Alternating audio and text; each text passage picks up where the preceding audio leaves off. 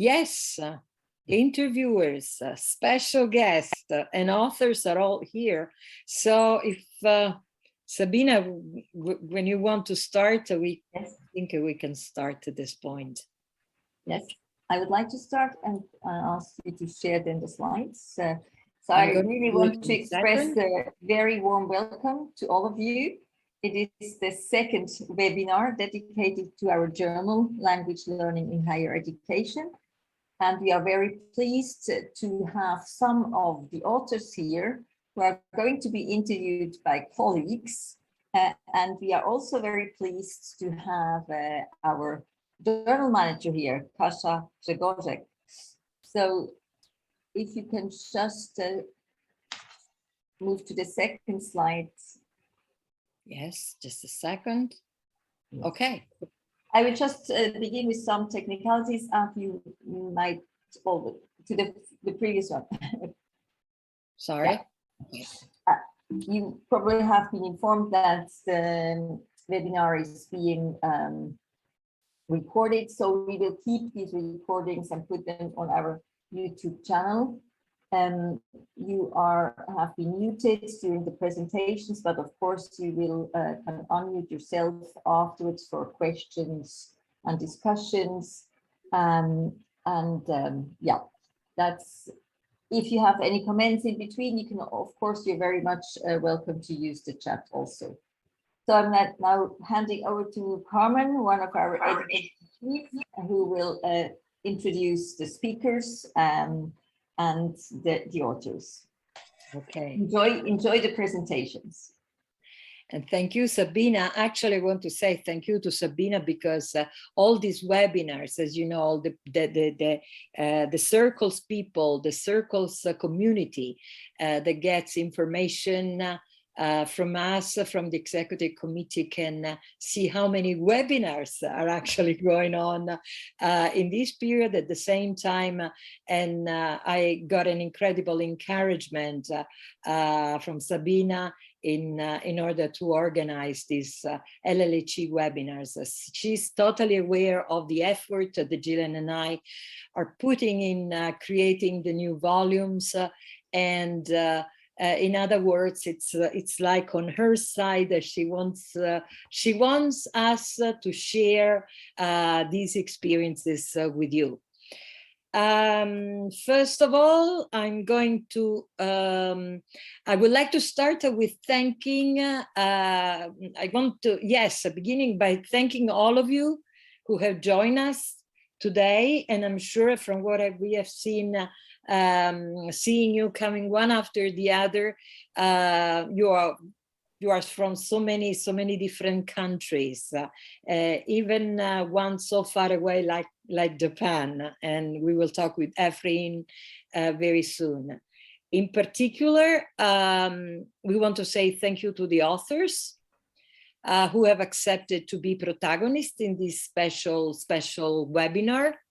We will see the names very soon, and also the titles. So the topics they will be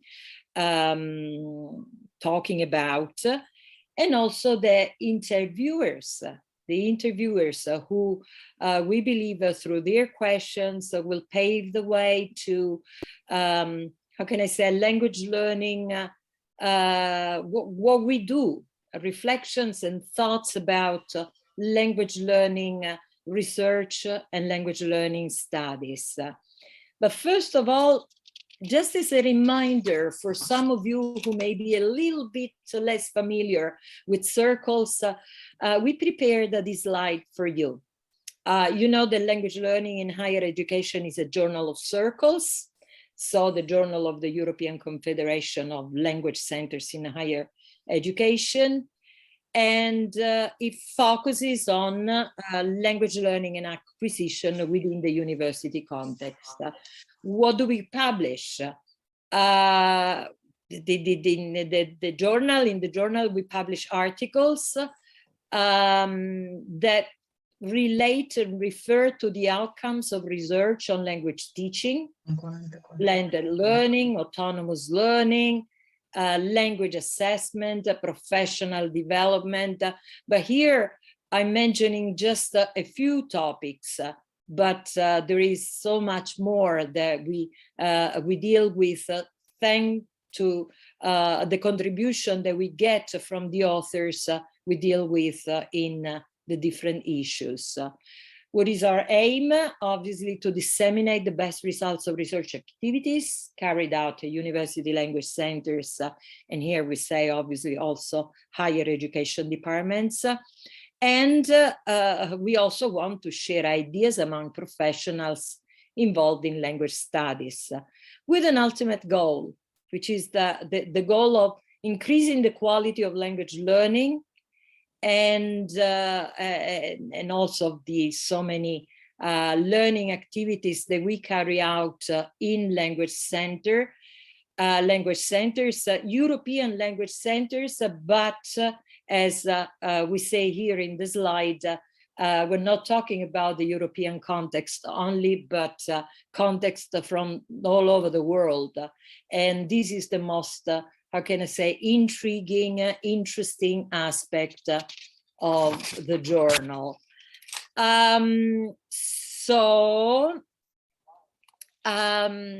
What about this webinar?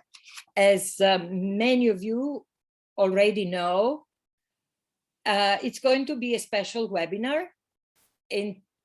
First of all, we will have a special guest that we will introduce her in very shortly. And obviously, this is a webinar that we're in which we want to focus on some of the most common topics dealt with in the latest issues of the journal. It's this unusual format of interviews, so there will be how can I say, this kind of interaction, which makes we hope the webinar very dynamic. We had the first webinar last year in April 2021, and after the webinar we received so many encouraging comments, so we decided to challenge ourselves again for the second time. And as Sabina said, we really hope that you will enjoy it. But let me show, yes, welcome to the names of the people, the authors who will be with us today. So welcome to Efraim Viernes Domingo. Here we wrote Philippines, your university, but you're actually in Japan, you just told us. And then Sterjani Kostopoulos and Fergus Oduer. I really hope I pronounce it correctly. Mark from the United Kingdom, and Chateau, and Maria Giovanna Tassinari. As you can see, the variety of places, Japan, UK, Ireland, France, Germany. This is really exciting. And the same thing with our interviewers. Catherine Chabert will be talking to us from Wales, and David from Germany, and Johanna from Germany as well, and Fiona from Italy. But let me get back to our special guest. Kasia Gregorek, could you please put your video on? I really hope that you're here, you're listening to us. Kasia, we want to say thank you to her. She's the journal manager at the Gruyter Mouton, always supporting us.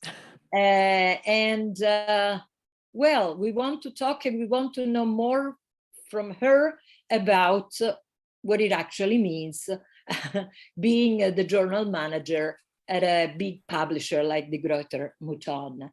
Jill, I'll give the floor to you. I'm sure that you want to introduce Kasia, Dr. Gregorek. That I don't see though. Kasia? Okay. Can you hear me now? Yes. Oh, okay. Yes, I mean, Carmen, you've already started saying how important Kasia is to us and all the De Gruyter team. It's essential for us in our work to have backup the whole time, to have answers for all our doubts and problems that you know, obviously come up at various stages in the publishing process, from reviewing to the final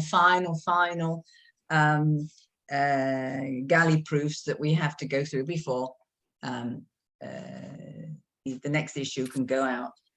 My first question then really for Kasia is to introduce herself and to tell us what happens behind the scenes with all these and the major tasks that you have in the daily working on journals. And you know, it's not just you on your own, but you do have a team that backs you up as well. Would you like to talk to us about what you do and the people that you work with? Of course. First, let me say thank you for inviting me. I feel pretty nervous, especially after this, the way you introduced me, and I hope I can meet expectations. And I sure you can. Thank you. And I just wanted to add that my dog just lied under my desk. So. Oh, lovely.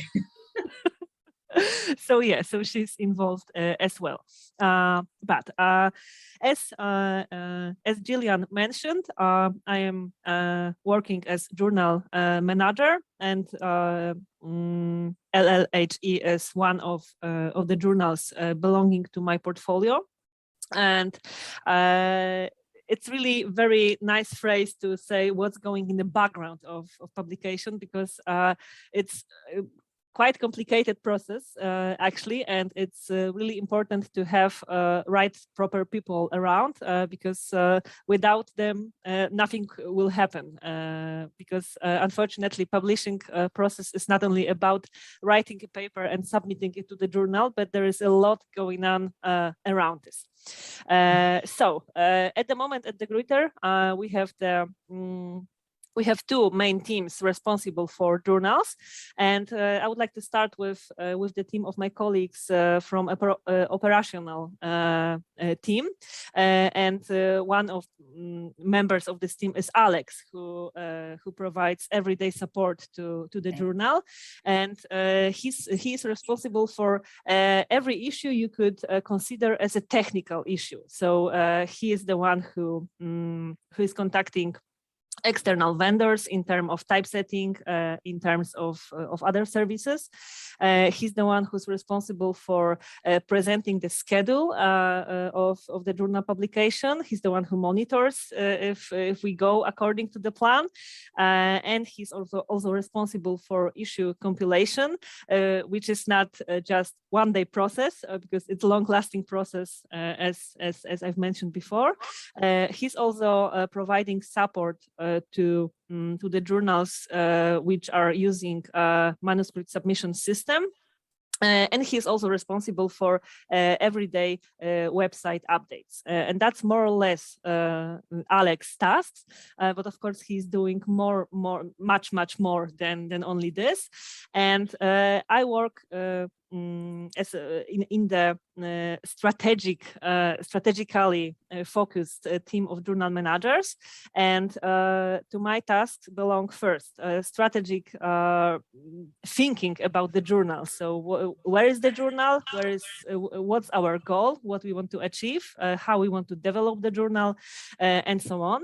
I monitor abstracting and indexing services requirements, and I check whether journals from my portfolio meet them. I am unfortunately responsible for contractual issues. I really don't like this part of the job, but it's necessary.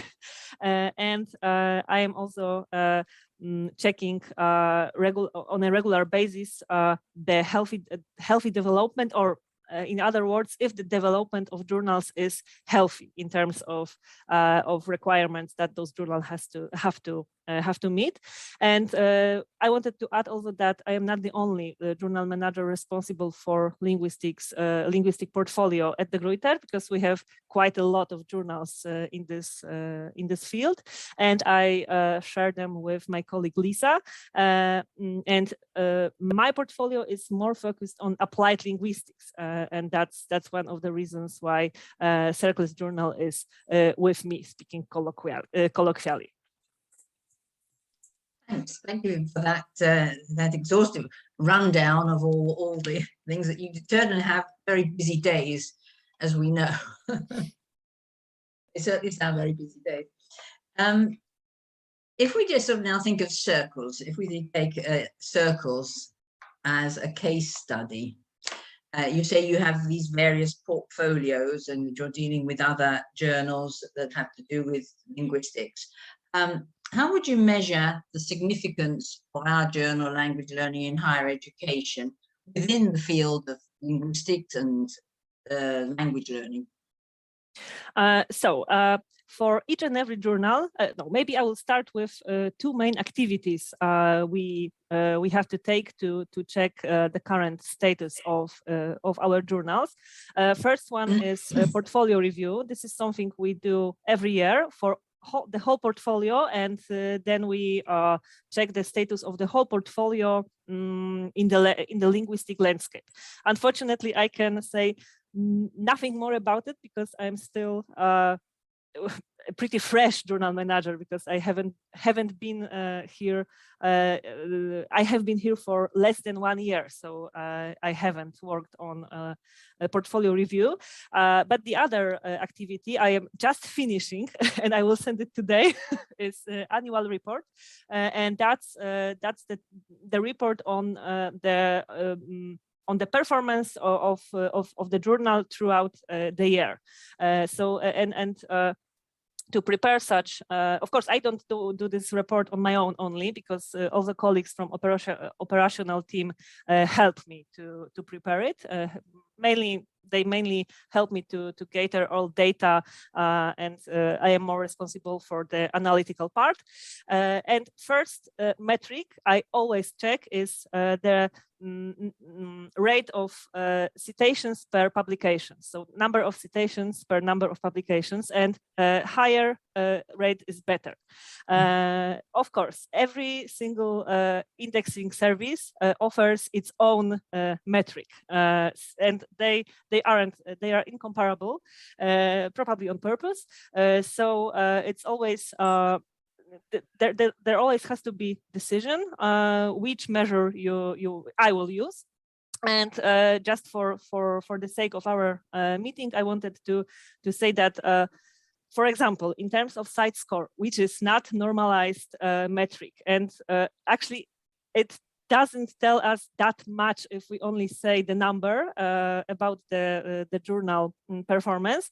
For CercleS in terms of site score is on 62nd percentile of the whole linguistics field within all journals which are indexed in Scopus. 62% of them works worse than CercleS journal. So that's the measure. Of course, I understand that actually this doesn't tell that much about the status. That's why we have to use many metrics, but always citations per publications is the most important one. Of course, and there is good news for LLHE. We also check, actually Scopus does it, the number of self-citations, and fewer self-citations is better. And for LLHE, this metric looks really well, because there are only a few self-citations within last few years. So that's good news.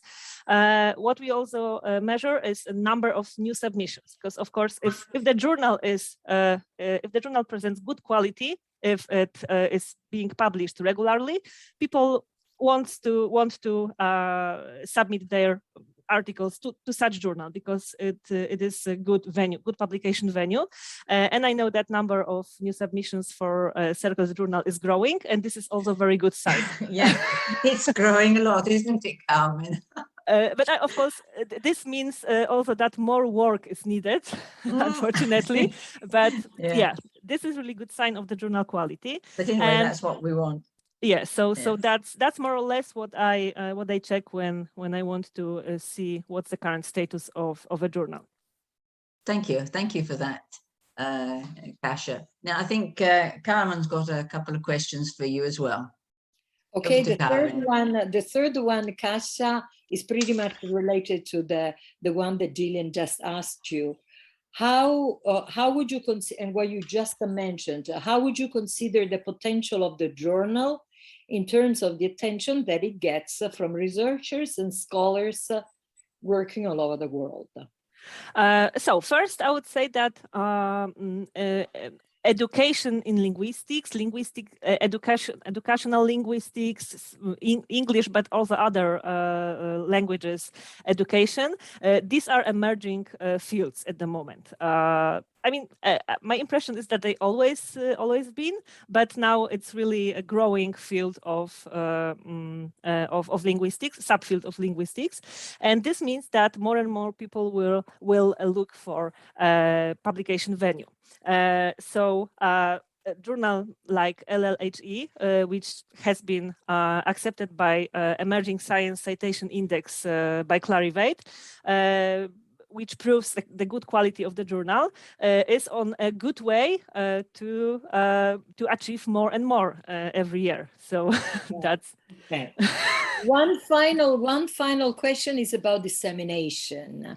What dissemination strategies does De Gruyter adopt, or maybe is planning to adopt for its journals in general and LLHE in particular? So yeah, first thing I would like to mention is that last year De Gruyter changed the platform, the online platform, and it's now easier searchable, as I was told, because I don't have tools to check it, of course, but that's the message, and it's better than the previous one. So my basic message here is that from that point, it's easier to find De Gruyter's journals through the browsers. So that's the first thing in terms of visibility. From this month, probably, or maybe from June, we're going to introduce, like my colleagues at marketing department will introduce new special activities for focused on journals marketing. I am not familiar with details at the moment, but I hope that we will learn more within next a couple of weeks. And I hope that I always say that in terms of marketing, linguistics is the best candidate ever, because as we all might agree, I hope you can't say nothing about anything without language. So that's the basic tool of communication. So, and well, everyone has to accept it. Absolutely. Yeah, of course. I'm joking a bit, but I really believe that's the issue. So I will advocate for including as many journals as possible into marketing campaign from my portfolio.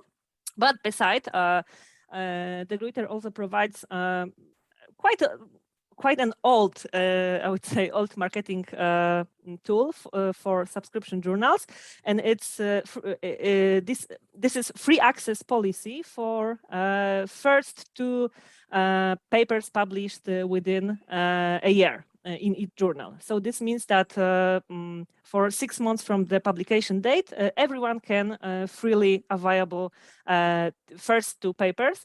And in terms of CercleS, it seems that this strategy gives nice results, because papers which are or have been freely accessible get a lot of attention from readers. So yeah, this is also a nice tool. And last but not least is article level PR, and this is this is a storytelling activity from marketing colleagues, and this requires editors to pick the most attractive topic, the most attractive research presented in the journal. And our colleagues at communication department can build up a story upon such article. And this way, an article together with the journal gets a lot of publicity around the world through the storytelling. So this is also an option. In other words, if something really interesting, really attractive is coming, just let me know and we can think about the storytelling built upon it to promote the journal wider. Wow, that sounds interesting. We will. I'm sure that we will ask you much more about it. Definitely. Discover as much as possible. Thank you. We are in perfect timing, actually. Wow. And I would also like to say that thanks for mentioning the importance of languages, communication, etc. But many people here maybe do not know that you are a linguist yourself, a language professional. So it's very nice for us to know that we can interact with a journal manager who is actually in tune with our ideas and studies that we do. Thank you for this. I don't know if you're going to stay until the very end, Kasia, just in case maybe somebody else may want to ask you in the final bit some questions to you. And but we devoted question time at the very end. So thanks again. I will probably stay for a while, but if there will be any specific question, I will be happy to answer it via email afterwards. Thank you. Thank you very much. Okay. And now at this point, we will give the floor to the authors. Thank you to Kasia again. It was very interesting to get all this detailed information about journals and all the dynamics that happen in their organization. Well, we give the floor to Catherine Chabert. And Catherine is going to interview Efraim Viernes Domingo, who, as we said at the beginning, it's pretty late at night in your country. So we're happy that you're here with us. And wow, it's very exciting to know that you are talking from so far away. Catherine, the floor goes to you and to Efraim. Thank you so much, Carmen. And I think I'd like to thank colleagues. CercleS colleagues are so dynamic and so supportive. Thank you very much, Sabina, of course, Carmen and Gillian. That's a pleasure to be here this afternoon, but as Carmen said, Efraim, for you, it's far from being the afternoon. I think is it 11:30 for you, 11:30 p.m.? Yes. Right. Yes, so you must be quite sleepy by now, but I'll try to make sure you stay awake for the next 20 minutes, Efraim. I will be, for sure, yeah. Efraim Domingo, or should I actually say Dr. Efraim Domingo? And many congratulations. You told me yesterday that you had recently been awarded your PhD. Thumbs up. It's always a massive achievement. Congratulations. You live in Japan now, and you've lived in Japan for 3 years. And prior to this, you were in the Philippines, and that's where your research is based.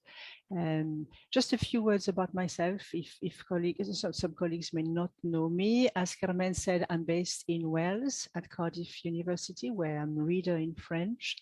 And I've worked in a number of roles in higher education and internationalization. I'm also teaching French language, and I'm, that's one of the very topical items in your research. And we'll come back to this in a minute. I'm also working with Mark. We'll see Mark in a few moments, and I'm on the executive committee of AULC, which is a UK-based association. Efraim, perhaps not all our viewers will have read your article. Would you mind summarizing it for us, please? Thank you. Thank you, Catherine. Thank you for the introduction, and it's my honor to be with you in this event today to share my work. Actually, my paper is premised on the fact that higher education students are now increasingly becoming aware of the importance of being successful in oral academic presentations, or OAP, in their academic endeavors.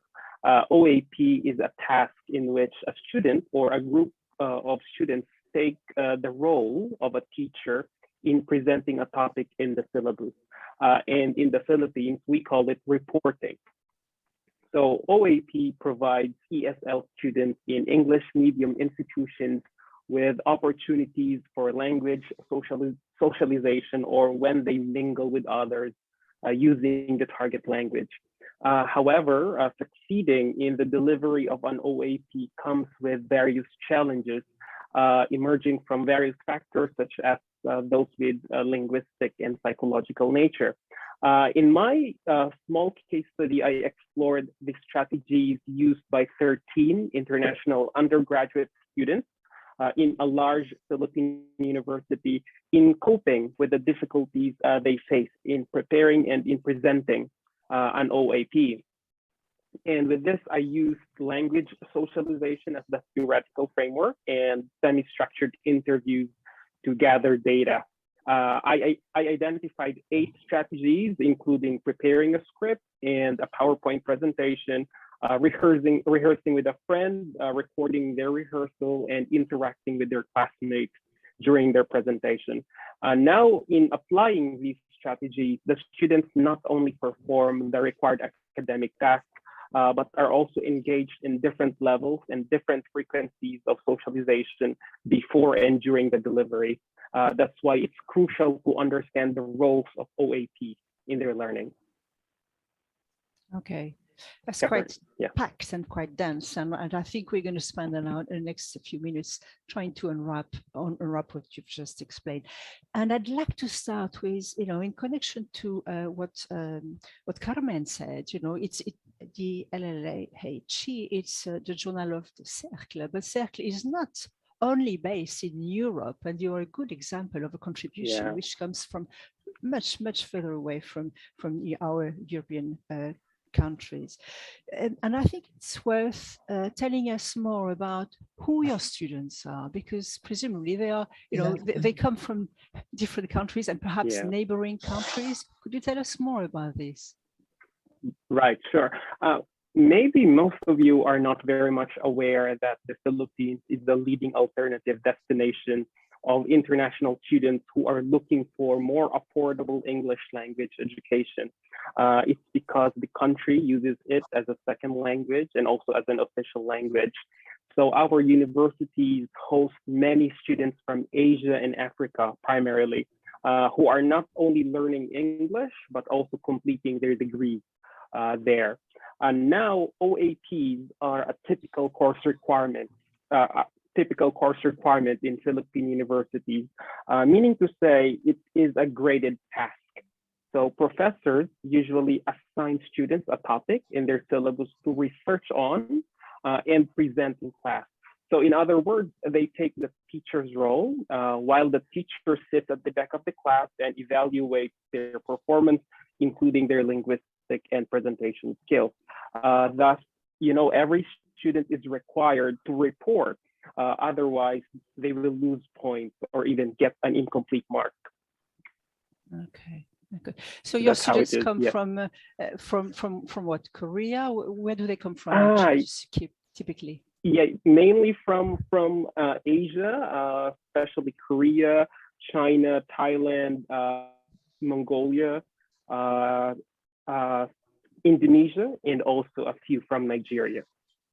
Yeah, so they're coming from these parts of Asia and Africa.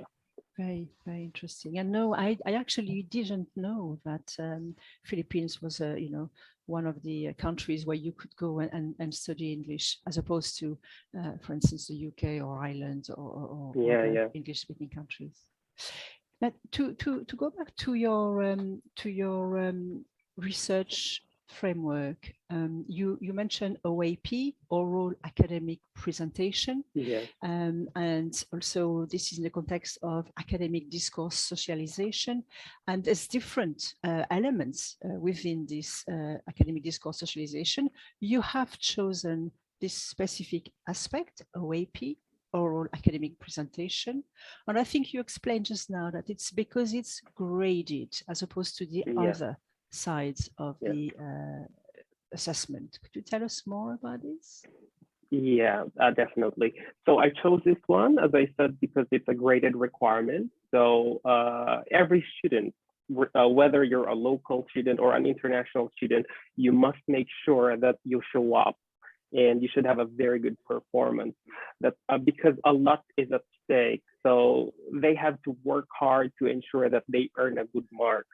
There are other types of oral academic discourse socializations in class, like recitation or group discussions, but in the Philippines, they are not normally scored.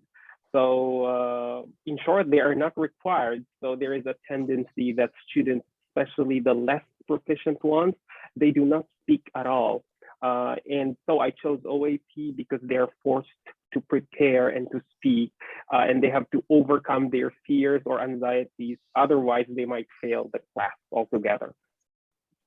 Yeah, thanks. Thank you for that.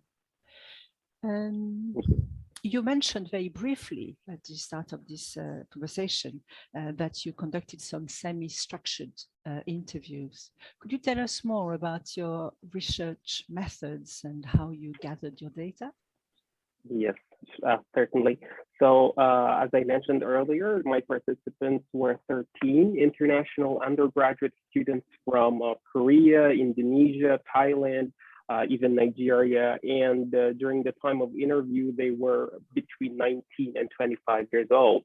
And all of them were enrolled as regular students in different departments in the university.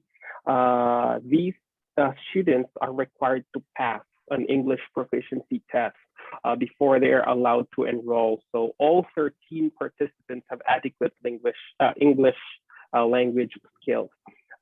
First, they were interviewed individually using English 2 to 3 times, actually. I used a semi-structured interview to gather data. The first interview centered on their personal and language backgrounds, their experience and attitude towards OAPs, including the challenges, their coping strategies, their involvement in group activities or group OAP. So it's just basically listing them down. During the second interview, after I have summarized everything or categorized everything, they were asked to detail the challenges and the coping strategies they mentioned in the first interview. And then 8 of them were interviewed for the third time, just for clarification or further information regarding the ones they've mentioned previously.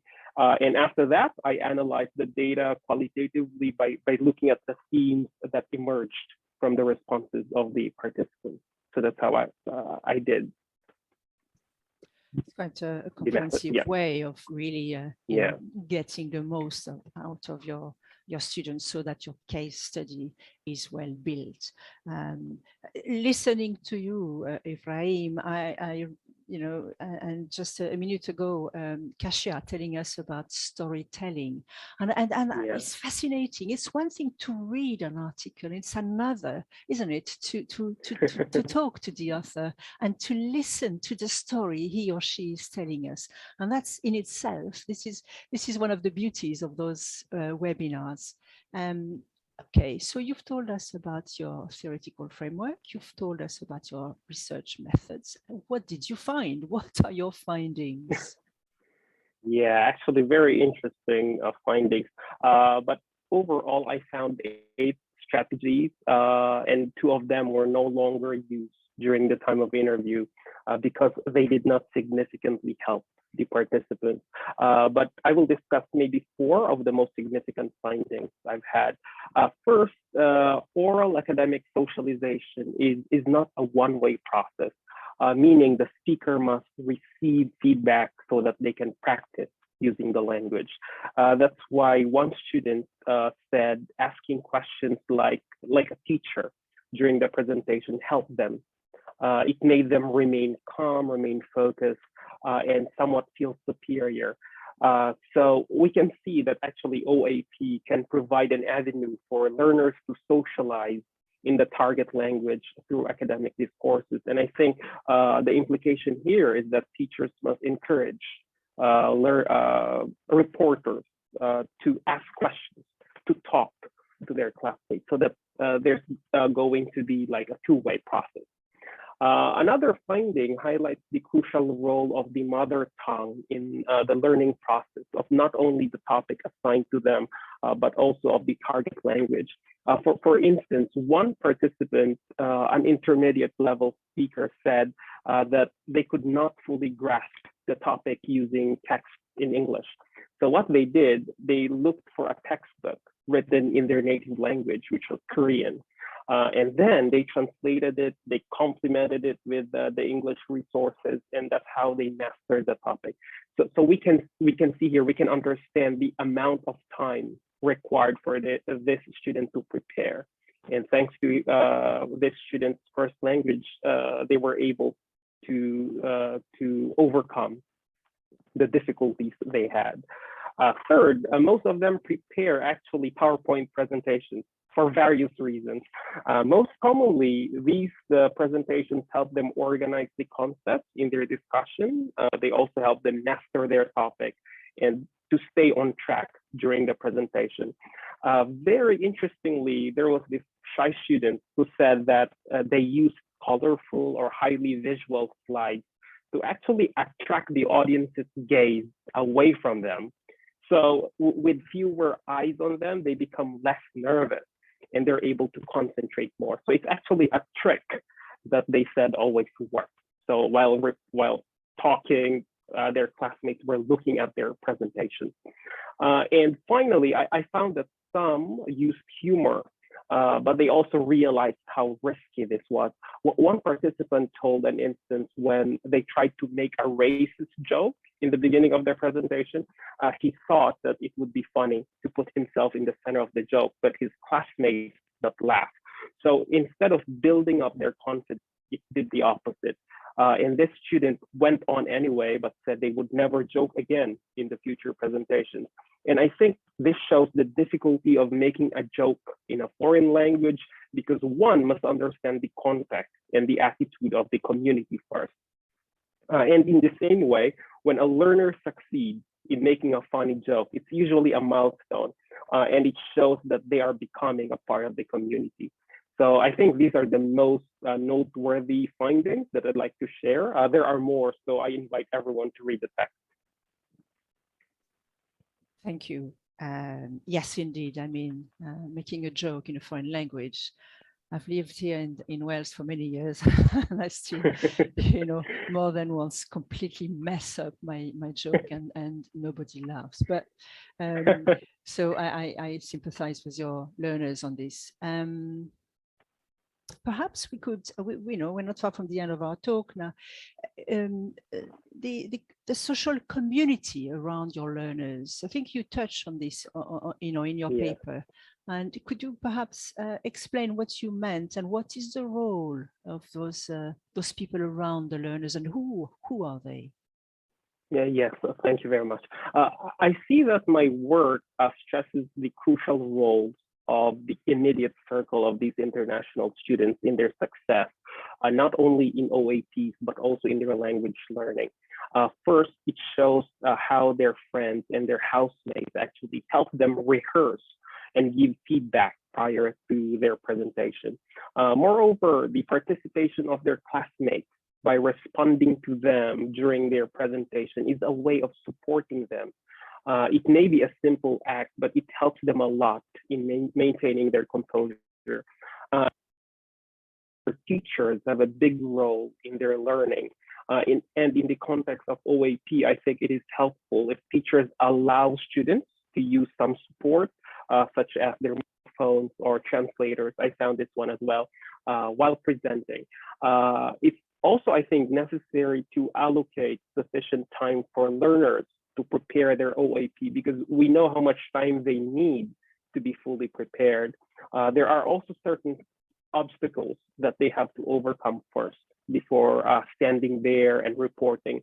And I think finally, giving constructive and more direct oral feedback must be an integral part of OAP. So feedback must be given right after the presentation, and it must be specific so that they know which aspects to improve the next time around. These are some of the ways, actually, their immediate circle helps them in OAP and in their language socialization. Catherine. I mean, as I said at the start, you know, one of the roles I have is practitioner and teaching my mother tongue, English as a foreign language. And I so many times reading your article and now listening to you, have you know, really felt how it resonates with my own practice. And I'm sure that listeners are, you know, able to also feel, well, yes, of course, you know, I teach German or Spanish or Italian, and that's very much what I see when I have those oral assessments. Great. I think we're nearly at the end of our time. Just a few seconds. Could you tell us a few words about your research currently? I think you've moved away from this and you're working on something else now. Thank you. Yes, all the while, I'm still interested in the English language learning in classroom context. I've now been interested in exploring the context of what I call private online language education. This is an emerging industry of usually one-to-one English education done through Skype or Zoom or learning platforms. I've been actually an online teacher to Russian and to European students for 8 years now. So I'd like to research more on this field of ELT. Particularly, I'm interested in the role of so-called non-native teacher in the industry, online language teachers' identities, and the effectiveness of this type of instruction. So those are the new roads I'm taking. Well, may I invite all our listeners to perhaps contact you, you know, if they were interested to, you know, to work collaboratively with you. My pleasure. Yeah, please. I'm looking forward to reading your next article in LLHE. Thank you very much, Ephraim. That was very endearing to talk to you. Thank you. Thank you, Catherine. Thank you, Ephraim. Thank you very much. It's been a pleasure talking to you, Catherine. Yes. Thank you very much to our viewers. It was also very nice to see it was such a sweet, you know, interaction between the two of you. I'm sure that we all enjoyed it. I really enjoyed it. And it's also so nice, so interesting to see how much, when talking about students, about learners, how much we share in terms of their language needs, in terms of their anxiety, in terms of their strengths, their weaknesses, you know, this is really interesting. Ephraim, I know it's late in your country. It's all right. Yeah. If you're staying until the very end, I'm sure that there will be some questions for you as well. Thank you, Catherine, again, and Ephraim. And now we're moving actually from OAP, so an academic-oriented skill that university students, but any students at any, I think any level actually need to another academic practice, academic skills, which is writing practices, this time considered from the point of view of peer review. So I'm inviting David Prickett, David, please, and Stergiani Kostopoulo and Fergus Dur to talk about the article, which the title is "We'll Learn from Each Other, Peer Review Writing Practices in English for Academic Purposes." Please. Thank you very much. Hello, everyone. And thank you for the previous discussion. It was very interesting. And I think it leads nicely to the discussion of this article, the idea of taking or recognizing and acknowledging students' strengths and weaknesses and working with them as we go to peer review writing practices. The authors are Fergus O'Dwyer from the Marino Institute of Education, an associated college of Trinity College in Dublin, and Stergiani Kostopoulo from the University College in Dublin. I think we've all taught writing in some form or another. Here at Potsdam, we teach it as or one of the courses that we offer are writing courses, just that focus on writing.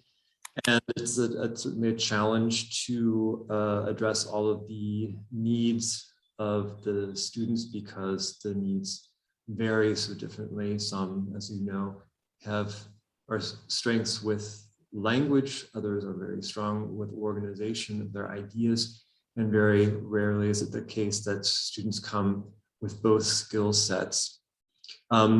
Before I turn it over to the authors and ask them a couple of questions, just a little background information about the article, which I highly recommend. It's very, very informational and very hands-on, and I think that it's very useful for a teaching situation. And the authors make an interesting claim, and it's also a challenge for writing instructors. They say that formative teacher feedback on student writing alone is insufficient. And they also say that peer review practices require active involvement and collaboration. So how do we achieve this? Of course, some are skeptical about peer review. Students are also skeptical about peer review, but it's certainly a very important skill. The authors have a theoretical framework to the article, developing the ability for complex appraisal through peer review. So there's a lot of theoretical background information that is very helpful for the reader. And then an actual practical model of the course that they conceived and they put into practice. Implementation in two separate but similar contexts, providing student views of the benefits and challenges of these practices. So we also learn about the students' experiences with with this course. What I really like is this idea about taking the students beyond the writing class, language writing class, writing as a means to develop learner autonomy, which the authors claim is commonly accepted as an ultimate goal of EAP practice. And so in the writing class, we can nurture competent and confident strategic writers who will be equipped to manage their own learning and writing processes beyond their language writing class. So not just writing for a test or preparing for the test essay, but learning writing as a process and taking the skills beyond the writing class. And then learning to trust themselves and to trust their peers and not to rely so much on the author because, as they write, students don't have access to teacher feedback beyond the lifespan of their EAP writing course. I think it will get that the authors address some issues here, but also they address complex appraisal. What are we actually appraising in writing or assessing? And also the role of e-portfolio. This is something that is an issue here at the University of Potsdam, the tool for e-portfolio and the importance of e-portfolio to develop students' capability in complex appraisal. So then I would turn to the authors and ask Fergus and Stagiani, as you go into this, you talk about the courses and your experiences in these courses, and the students draw courses from various degrees. So it's a writing course for academic purpose. Would it make a difference, do you think, if the students were from one program, such as English and American Studies or prospective English teachers, or the makeup of the groups? What does that have to do, or how does that affect the peer review process? Hiya, David. Can you hear me? Yeah. Yeah. Mm-hmm. It's a good question. Good. Currently, in the two contexts that we worked in, there were various degrees. So we didn't really have a choice. We just had to do work with what we had to do. And in many cases, the students asked, okay, I want to be paired with someone who's doing engineering or business.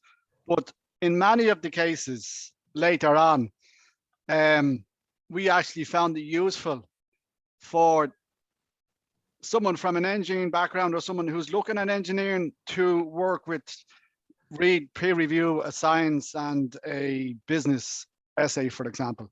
Because that way, if I'm a business student and I'm working and I'm trying to understand a business essay or another one, so you should be able to explain for a general audience. So I think there are benefits for mixed groups, but I think that's probably the main answer that I want to say. But then again, if you were working with someone who was in English or in American studies, I mean, yeah, you could still do it and it would work very well. So I wouldn't think I don't think it makes a big difference. As long as you get buy-in from the students, I think it works very well.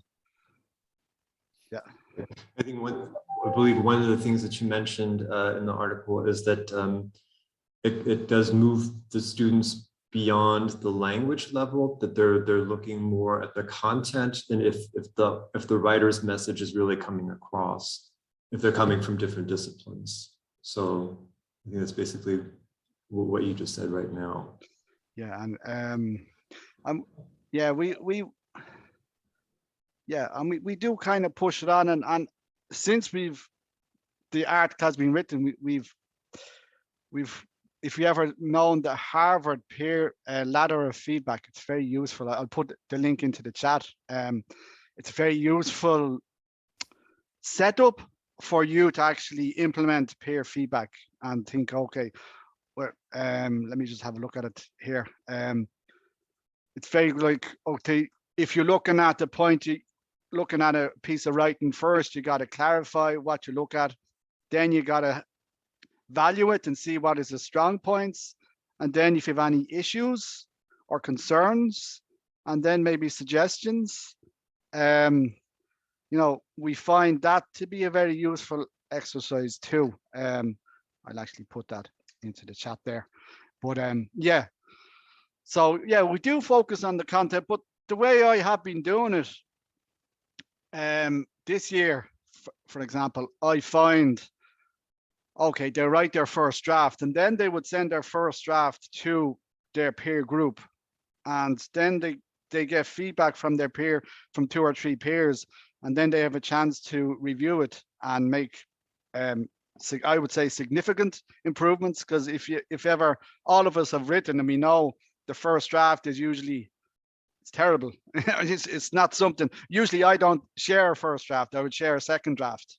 You know, I'd review it myself and then I'd share with a second draft, but they share a first draft. But through the process of actually, this is probably for my students, it's in the foundation program, they would do a year with us and then they went into regular undergraduate. So it's a lot of, maybe their first time to write a 2,000 word essay. So they don't really have a lot of metalinguistic or any form of knowledge to write an essay. So by engaging with the peer review process, it really helps them step up and scaffold their knowledge and helps them build up and know what a good essay looks like.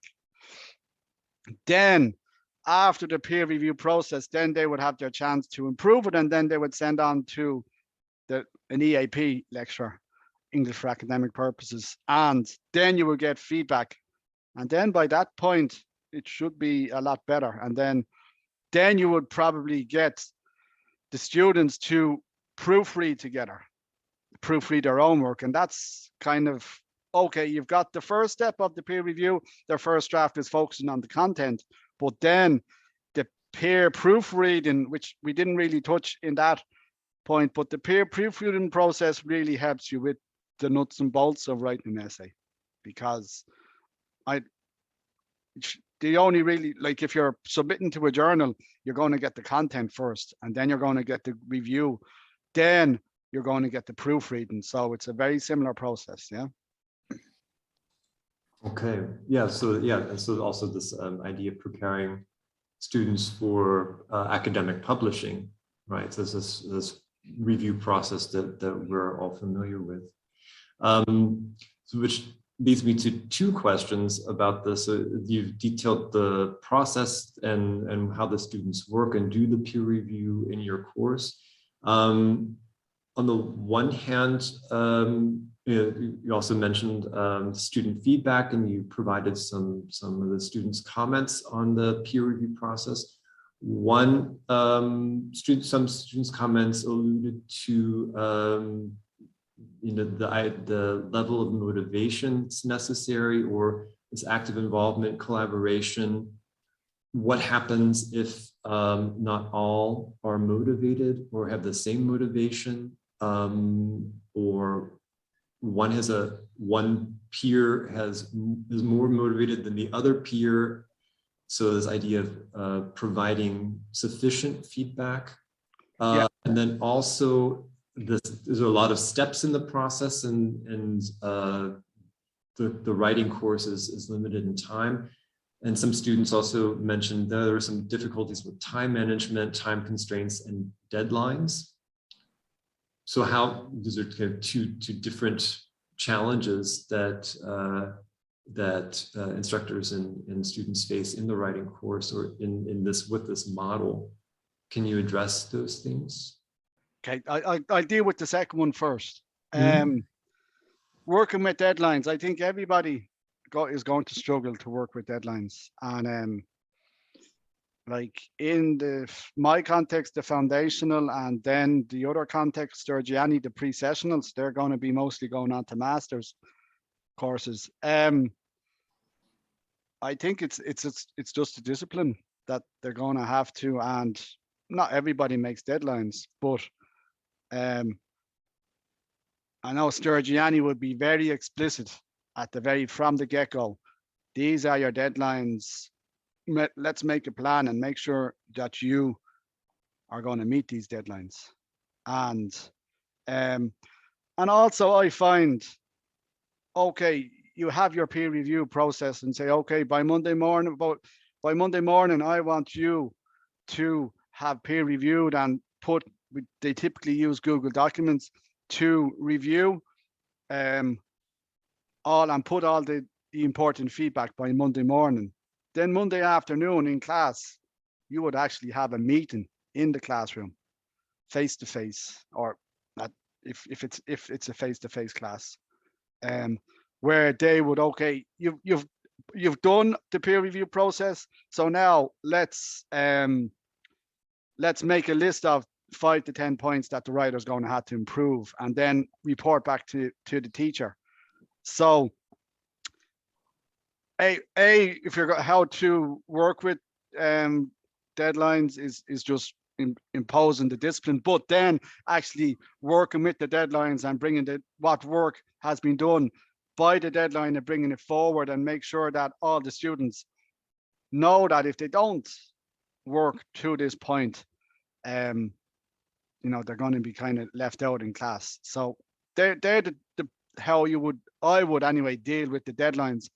And to deal with the motivation, you're always going to have varying motivations, but I think if and when they see the benefits of the process, I think it raises their motivation.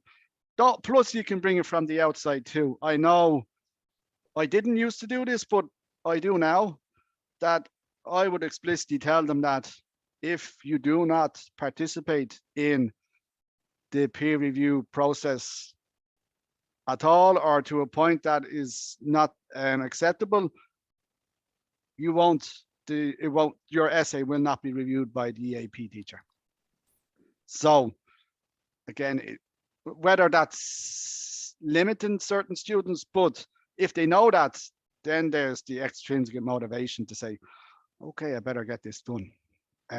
So I think that's the principal way. It's not the only way, but I think that's how you work with it. Plus, maybe peer review, or any sort of form review, it's a challenging process. So if you kind of talk to them and say, well, how are you finding it? And a lot of will jump straight to linguistic issues, spelling or whatever, and say, no, go back, look at the ladder of feedback. So you've got to look at the concerns, look at what you're happy with, and point those out. And maybe if someone is struggling with the peer review process, we'll say, okay, what's troubling you, and what sort of tell them what sort of feedback they need. And maybe at the beginning, at the first time, I know in my situation, we have 2 terms, so we write 2 essays. So the first essay, it's kind of difficult for them to know what to do. So we would review a sample essay together before we get to the peer review process. So that really scaffolds it.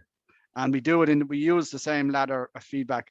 So you scaffold the peer review process and you help them, let them know, okay, this is the feedback that you should aim to be providing. And plus, when we do that sample essay review, we tell them, we just highlight to them, well, listen, by reviewing that, what did you learn? What did you learn about what a good essay is, what a good essay looks like, and what a not so good essay looks like? So you have actually learned from the peer review process. You've learned more about the writing. As a result, most probably you're more likely to be able to write a better essay in the future. So therein lies the motivation, and that brings in a bit of extra motivation, which kind of loops back to your first question there. Great, we did that well. Thank you. And just, I think your paper, I think is very helpful in that way, that because you provide these models, they're very clear, concrete models for scaffolding, and you address the importance of going through the process before letting them do that on their own. So I think they're helpful. Hello, Sturgiani. Hello. Hi, everybody. Apologies. I was at an exam board meeting. Apologies, I'm a bit late. In relation to these 2 questions, may I also add a comment, David, if we have the time? Sure. And the moderators, how are we doing on time? Yes, Sister Jenny, we're very happy to have you here with us. Thank you. A couple of more minutes. Yes. It's a pleasure to be here. Apologies again for the delay. I would like to make an important point because we all realize that, yes, students may have different levels of motivation. Some of them might not be that willing to engage in the peer review process. And there is also this challenge of meeting tight deadlines. But I think what's important to establish from the very beginning is that when you're trying to build a community of learners, you have to establish some ground rules, and the whole approach needs to be underpinned by a learner-centered ethos.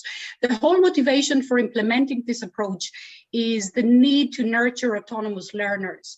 I'm specifically working with postgraduate students, and the first message I have for them is that this is going to be a learning journey, and the main goal is to foster learner autonomy. And I explain what this means. Most students don't realize that the EAP program they complete is only the starting point, and they have to continue to learn independently without the support that the teacher provides beyond the lifespan of the EAP program. So I think they have to really grasp this whole notion of independence. What do we mean by learner autonomy?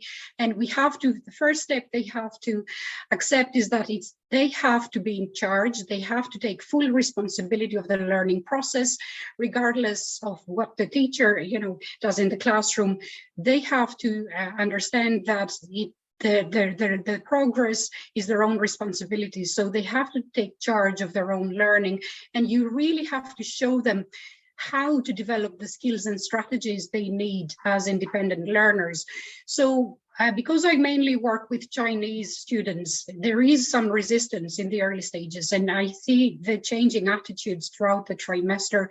And the first, the first time I can see them changing their attitude is when they receive the peer feedback on their draft assignment. They do appreciate the value of this peer feedback, not so much because, and that's my key message to the students, the peer review process of course, helps you to offer constructive feedback to your classmates. You're helping your classmates to improve their texts, but the biggest benefit is for you as writers. So through the peer review process, you develop as academic writers. And of course, the double benefit is that you're also helping your classmates to improve, revise their assignments. But this is how you can motivate the students who might feel that I don't think I can learn from my classmates. You are my teacher. I expect to receive feedback from you. And the other argument they use is that we are at the same level. We also share the same L1. The same first language, so it's very difficult for us to identify areas for improvement. But my message to them is that this is a form of cognitive apprenticeship. I'm teaching you how to think. I'm teaching you how to apply, this notion of criticality. So the main motivation is through this training we provide by examining and analyzing exemplars, sample assignments together. I verbalize the thinking process. I teach them the meta language they need to be able to discuss academic work using rubrics and descriptors and the assessment criteria. And then they begin to develop this understanding of this is the quality of work I need to produce. And by looking at comparing and contrasting different sample assignments, they begin to think like examiners. So the whole idea is to develop their critical thinking, their ability to express evaluative judgments using the appropriate meta language. And then they're able to apply the same rubrics and criteria to their own work. And it's only then that they begin to realize how beneficial the process is for them, first of all, as writers, and then, of course, they're happy to help their classmates. So it's a very important point because I think a lot of students would originally see this as a proofreading service, and we're trying to explain to them the whole point is not to really spot other students' language mistakes. You have to encourage them to focus on the higher level aspects of academic writing, argumentation skills, how to express the stance, how to critically evaluate sources you integrate into your assignments. And so that's why I use the phrase of, cognitive apprenticeship. You're teaching them the thinking process and you help them to develop this, criticality that they don't have. And I do think you also need to provide a lot of scaffolding throughout the way. When it comes to deadlines, you can also negotiate deadlines with the students because this is what happens, when you peer review journal articles. But I think they have to accept the fact that I'm happy to accept the criticism. And I don't take it personally. This is not about myself, me as my personality, it's about my work. And I explain that this is how life is in academia, and you will have to take feedback as a gift. Your PhD supervisor will also give you feedback. And you will need to learn not only how to understand it, but how to act on feedback in order to improve your work. That's another, I think, difficulty that they have. They understand the feedback, but they're not able to always to act on it to revise their work. So there are a number of different skills they need to develop throughout the process. And we do offer a very clear structure and a lot of support and scaffolding. And at the end of the journey, and only when they embark on their master's program, they appreciate the value of all of the skills they have developed. So it's not so much about the, giving feedback to classmates and to help them to improve a piece of work, but it's more important, this is all about the skills they develop, and we use the Sadler's idea of cognitive appraisal, complex appraisal of academic work, because I think this is an essential attribute of all students, undergraduate, postgraduate students, and this is essential for their professional career, not only for their academic studies. Yes, I think we need to stop here. Sorry. But Yeah. thank you very much for your comments. And I think this idea of building a learning community, I like the metaphor, writing going on a writing journey and going on this journey together. I think we touch upon so many interesting aspects, not just a peer review, but of the writing process itself. So thank you from me for this very interesting and helpful article, and I look forward to using this in my own teaching. Thank you. Thank you, David. Thank you, David. Thank you, and thank you to Sterzani and Fergus. Thanks, Sterzani, for all the interesting concepts that you mentioned. Students responsible for their own learning, teaching about to think. We will talk about autonomous learning again later on in this. It will be the final interview. So we will get back to this very important learning concepts. It was also nice, if I may mention this, you know, we said at the beginning, so many different countries, different cultures, and also different accents.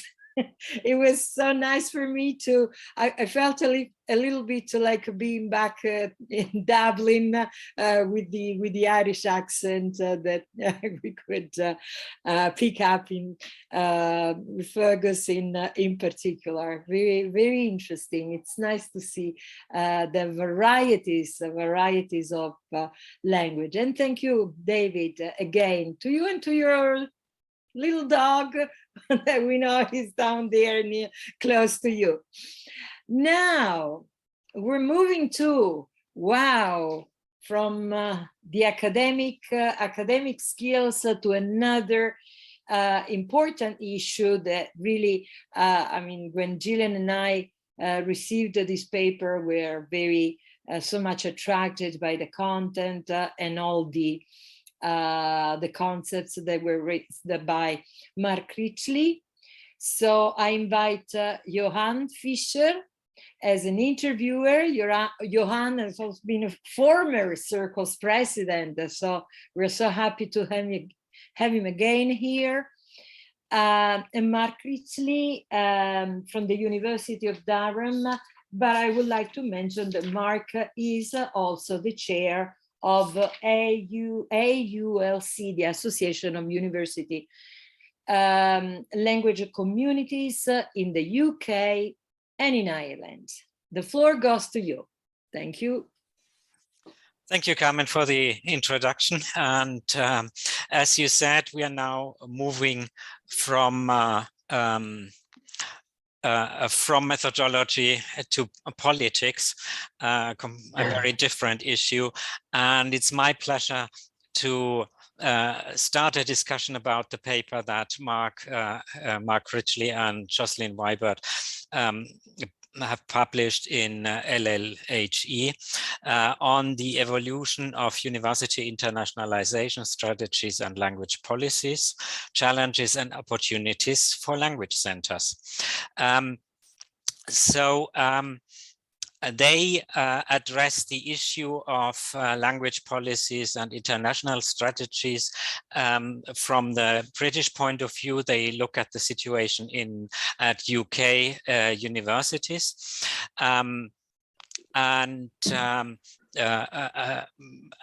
But it is a topic that is very relevant and present, I think, all over Europe at the moment. So internationalization is a big issue.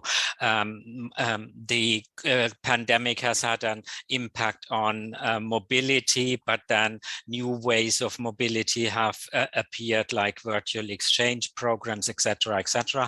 And the role of English has become has evolved over the years, but again, this might be different in a UK perspective and on the rest of the continent. For those of you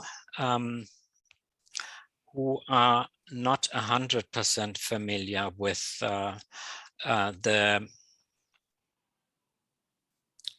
the paper, can I have permission to share my screen? Sure. Please. Just a second. I think I need to, let me see where I find you.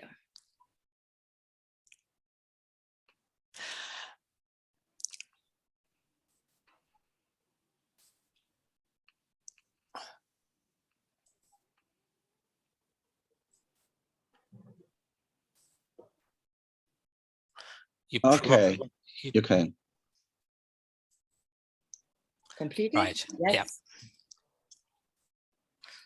Okay, so can you see the? Yes, yes, yes, yes. Yeah, so I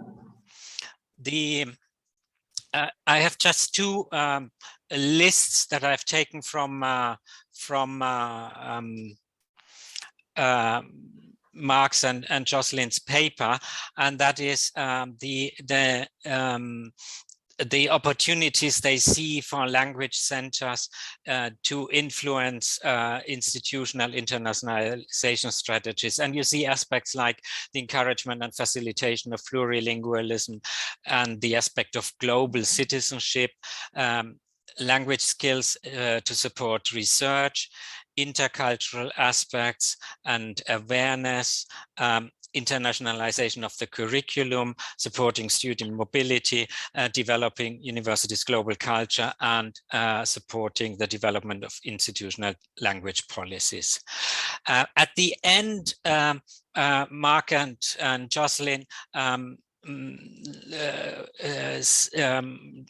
say that they have done a lot in the British context, but that there is a chance to open it up to activities at European level. And we've worked on language policy within CercleS. There has been the CercleS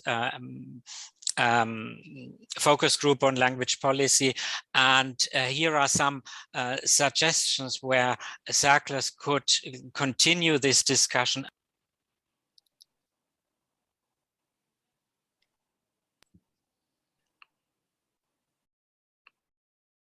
I was muted. Is there anything? No, we can hear you now. Yeah, okay.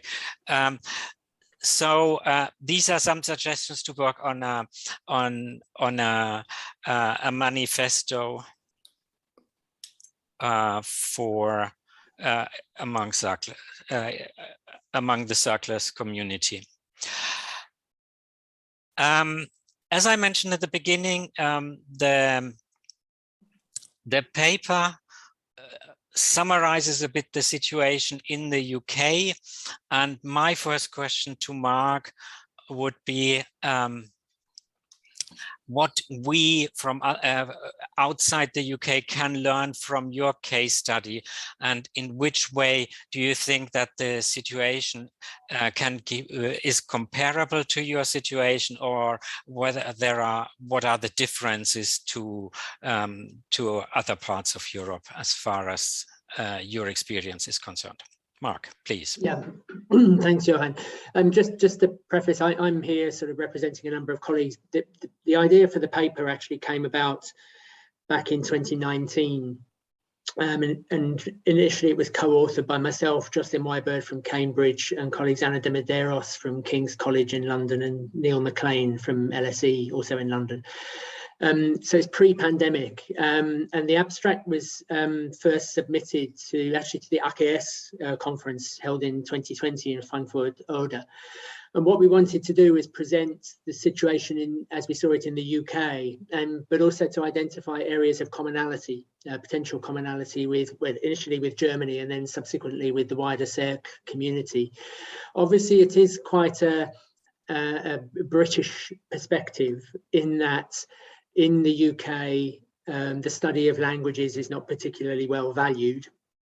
And then the role of language centres in universities often also is not particularly well valued. Having said that, I am aware from discussions with many of you over a number of years now that that situation is not always dissimilar, even in Europe. So the issue we're trying to resolve in the UK is that language centres are frequently seen simply as places where we do service teaching to teach students the basic levels of whichever language it is that we're teaching.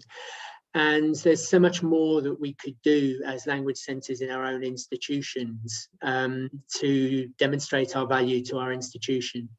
And in particular, many internationalisation strategies written in British universities focusing on global reputation and global excellence neglect to even mention languages and intercultural education. So the manifesto that's in the paper that we present for AULC members is it's a call to action to language centres in the UK to push their claim for teaching more than just languages and developing skills beyond just simple language skills in our students. When it comes to the relationship with what's happening in other countries, it's really about the sense of value of a language centre to a university, and how we can collectively and individually and collectively improve our status within our own institutions, particularly related to the wider internationalisation strategies that our universities have. I'll probably leave it at that for the moment, Johan. Thank you. You mentioned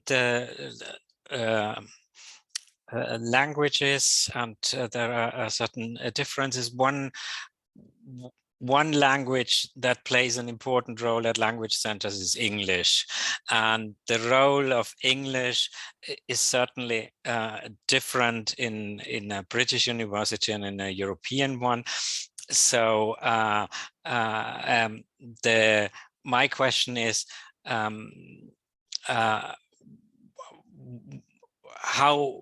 how should university language centers address this aspect? How can we reach a plurilingual perspective? What is the role of other languages apart from English? And shall we stop at the threshold level of language skills, or what is the role of academic language skills in languages like German, French, Italian, or other languages? Yeah, in the UK, we've got very different structures. So almost every university has a different structure for the way we deliver language teaching, both in English and in languages other than English. Some language centres, Jocelyn, my colleague who co-wrote the paper, she runs a language centre in Cambridge that looks after English provision and provision of other languages. In my own university in Durham, we have two separate language centres, and the two of them often don't talk to each other.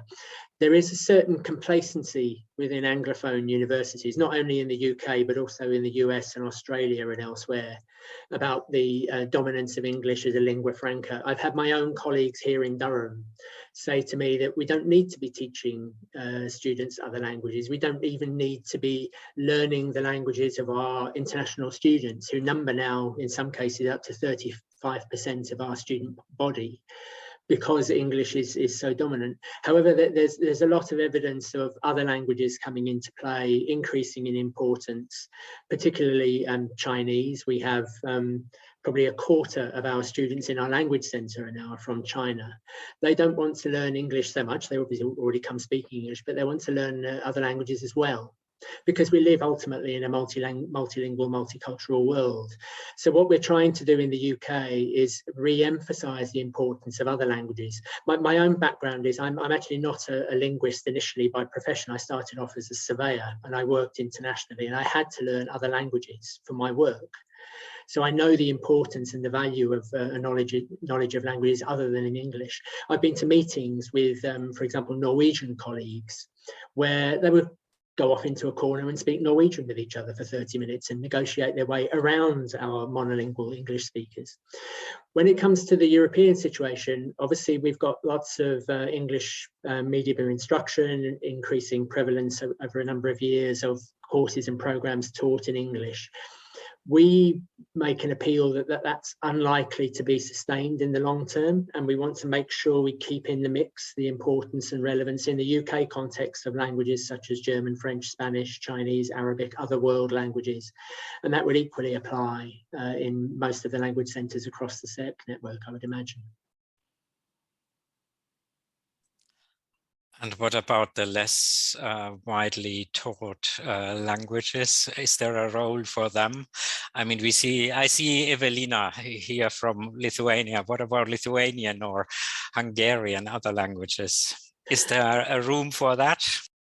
But in the UK now, in the members of AULC, I hesitate about AULC obviously represents the UK and the Republic of Ireland, so I don't want to diminish what we do, but our surveys tend to dominate from the UK.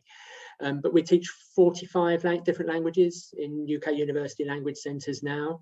The range of languages is increasing. We have at least 20 languages in UK universities where you can study up to B1 minimum. It is a fact that languages such as, if I take Polish and Norwegian, 2 of the languages we teach in my own centre, we only go up to A2.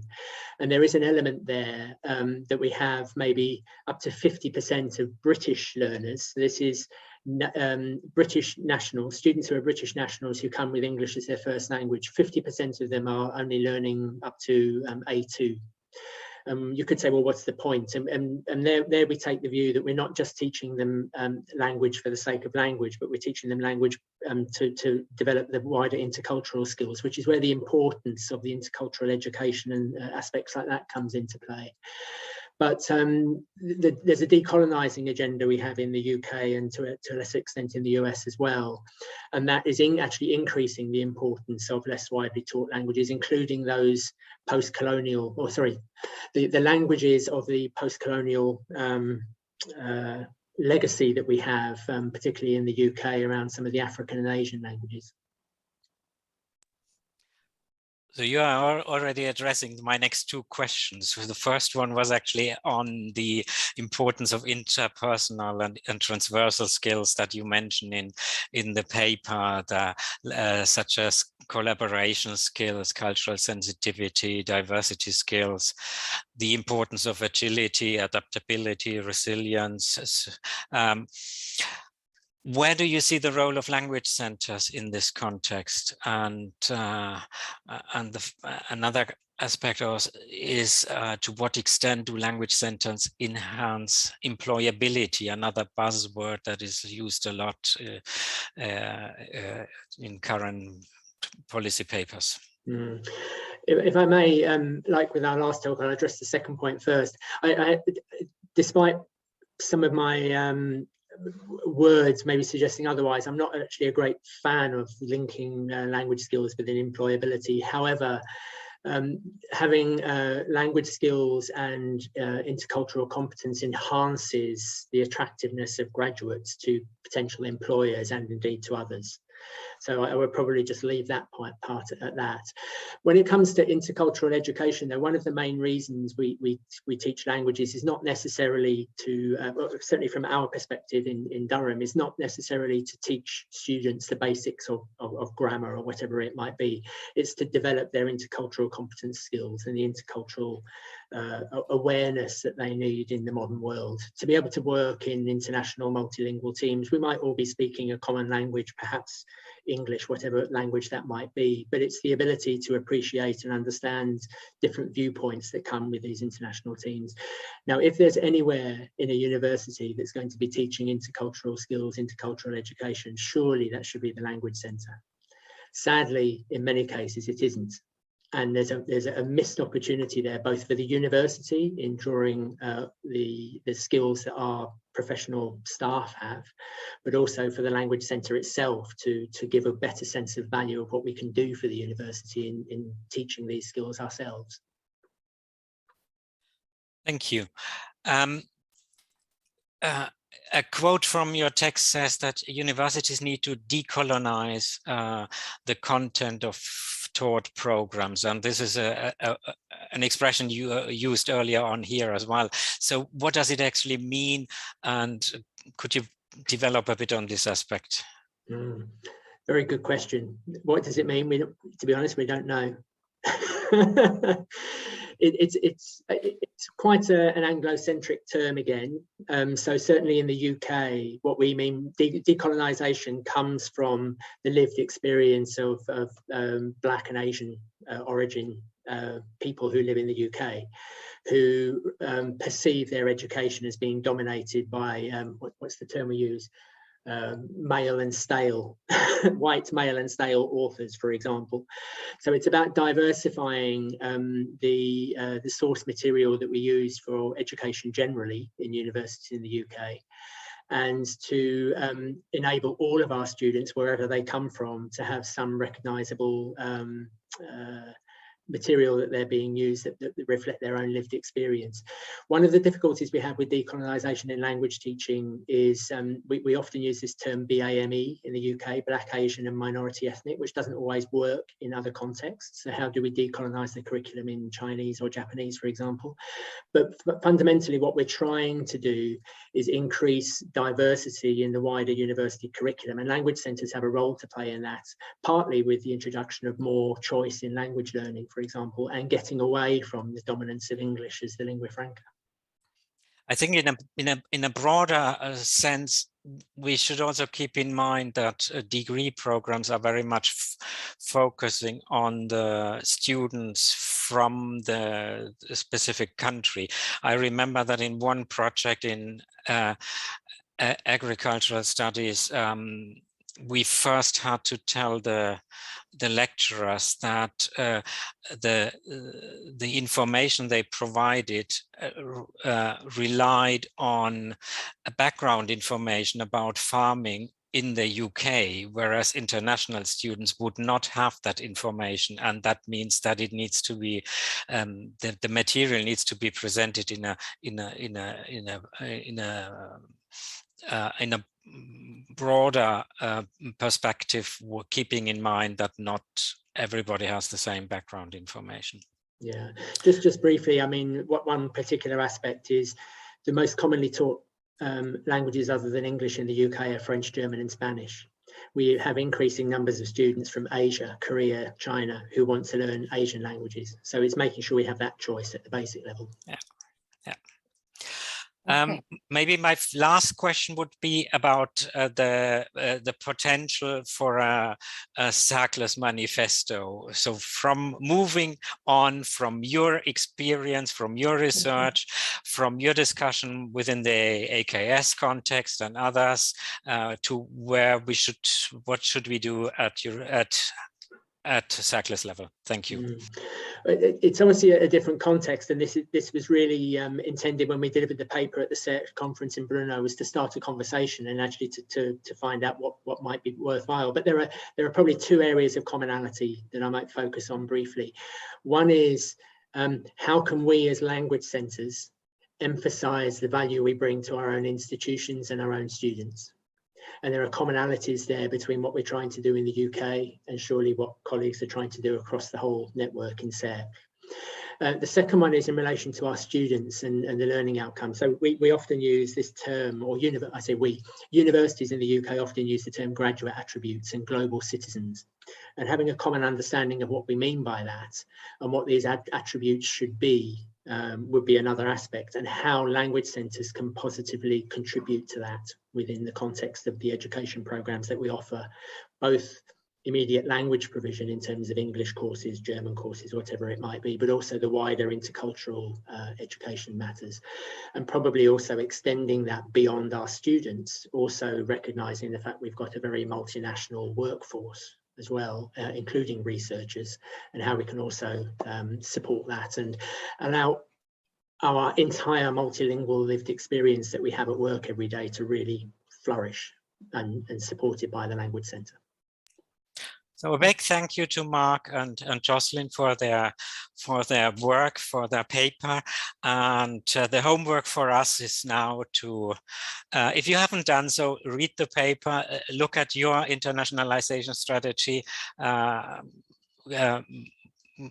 talk to your rector, president, whatever, and help us to move on.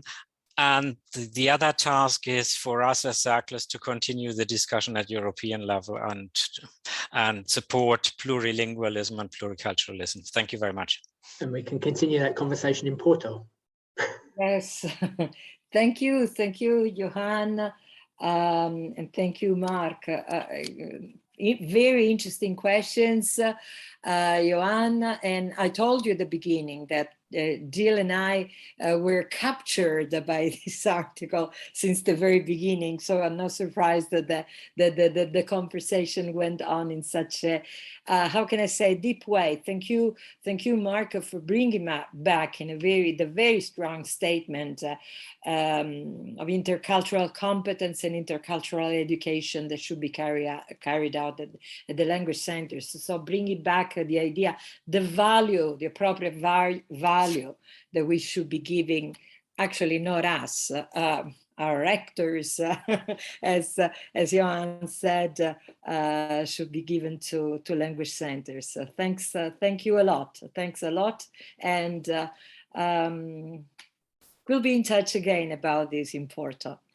Now we're moving to the last one, and the last one here we have Fiona from Padova, Fiona Dial. I always have problems with pronouncing your last name, Fiona. And Anne Chateau and Maria Giovanna Tassinari. Maria Giovanna, Anne wrote about autonomy in language centers, a myth or reality. So we're back to language centers, and believe it or not, 2 out of 3 articles that Jill and I receive are about autonomous learning. The floor goes to you. Thank you. Okay. Well, thank you very much. First of all, thank you very much to the organisers for this invitation. It really is a pleasure to be here, especially as I've been involved with language learning in higher education right from the start, literally right from the very start. And over the years, you know, has given me so much food for thought. And this article in particular, I mean, it just fit for me, it fit the bill because I have worked on autonomy. I, you know, sort of started out my academic career looking into the European language portfolio, and it's something which obviously, as we've seen in the first 2 interviews today, it lies at the basis of our work as language educators. Autonomy is necessary in order for our learners to become successful language speakers. But what I thought was particularly interesting about this article, which I strongly recommend to everybody if you haven't read it yet, is firstly in that we're talking about what is actually happening. So this, you know, this title, Autonomy in Language Centers, Myth or Reality, it may be our fundamental belief. We believe in autonomy, in learner-centered learning, and in those learners taking charge. But what actually happens? It's interesting because it's based on a focus group, a CercleS focus group, the focus group on autonomy, who devised the questionnaire, a questionnaire which was completed by 70 language centers in 18 different countries, which I think is a remarkable response. And also the other particularly interesting thing about this article, which makes it sort of really resonate with our present days, is the fact that it was followed up with interviews which looked specifically at the experience of lockdown during the pandemic. And I think this highlights the importance of autonomy in these difficult times, as we will see, because I would like to sort of get into the questions as quickly as possible.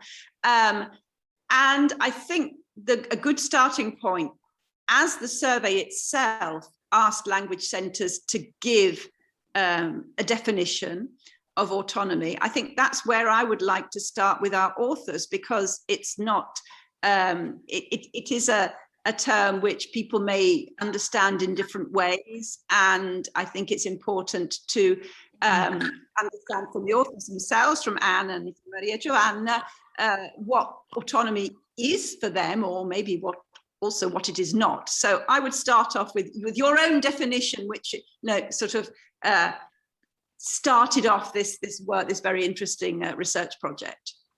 Okay, thank you very much, Fiona. I will start with the kind of historical background to perhaps to remind everybody of the fact that one of the first well-known definition of autonomy in the field of language learning was devised in Nancy, where I am now. And the first well-known definition in our field, which was actually mentioned by 14 respondents of the survey, was Holleck's definition, which states that autonomy is the ability to take charge of one's own learning. This is page 53 in the article. Actually, that definition emerged in the context of adult education in the 1970s, and this was at a time when resources were not easily available.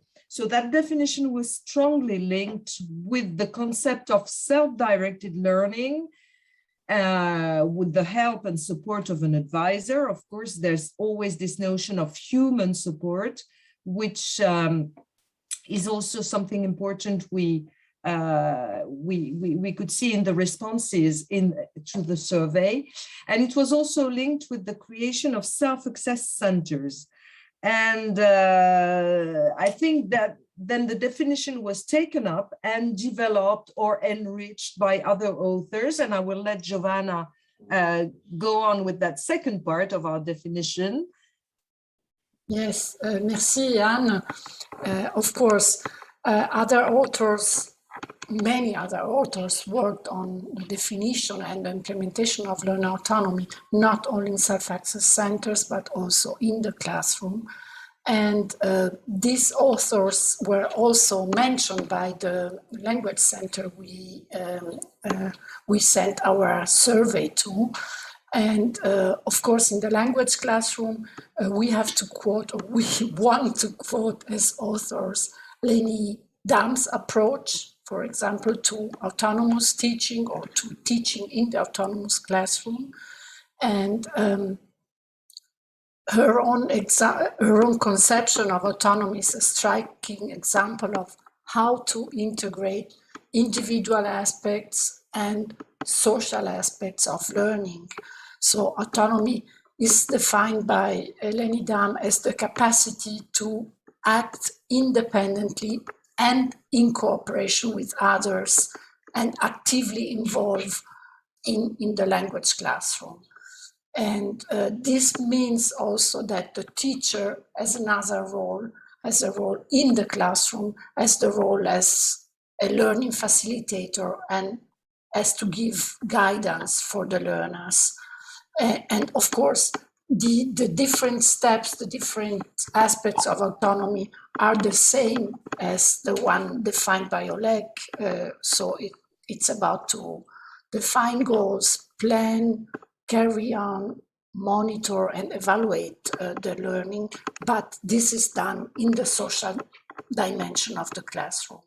And another author who was quoted by by the Language Center was David Little, of course. We have seen David Little has written an article in the second issue of 2021 of Language Learning in Higher Education. So he's well known by CercleS members. And he highlights that autonomy in language learning is strongly related to being able to interact in the target language. So target language communication is a crucial aspect of autonomy. Do you want to add something, Anne? No, that's fine for me. I saw you nodding. This is why. You mentioned these important authors who've sort of accompanied all of us on our journeys, and I think pointed out these really important considerations that, as David Little has underlined more often than, very often, that autonomous learning isn't learning on your own. So these social aspects of learning, which are most important, and also, the role of the teacher, because I think, as we also saw today in the other, from the other interviews, it's not easy to help your learners to become autonomous. They don't become autonomous by you just telling them be autonomous. And so, you need scaffolding. It's a long and arduous process. And I think this is one of the, it was nice with this article to come back to some of these ideas. But But I think what we do need to mention here as well, because this is all important for language centres, and then this also ties up with the my later questions about your interviews. What about technology? Because once again, you know, we do have very much a double-edged sword.